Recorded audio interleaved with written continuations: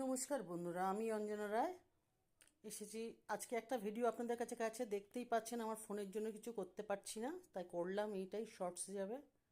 সন্ধ্যাবেলা সন্ধ্যাবাতি দেওয়া সব হয়ে গেছে, সবাইকে সন্ধ্যাবাতি দেখিয়ে দিয়েছি, দেখিয়ে হয়ে গেছে। এদিকে গোপাল সোনাকে গায়ে চাপা দিয়ে দিয়েছি, একটা ওর মতন করে বিছানা আমি পেতে দিই, শীতকালের জন্য দিয়েছি, পেতে দিয়েছি। দিয়ে আপনাদের সন্ধ্যাবাতি হয়ে গেছে। সন্ধ্যাবেলায় একটু সবাই মিলে একটু চা, ওই চাফি টাইপের খাবো বলে বসিয়ে দিয়েছি। এবারে ওগুলো যে সবুজ ঘুরছে, ওগুলো হচ্ছে তুলসী পাতা। আমি ঠাকুরের জলগুলো ফেলি না।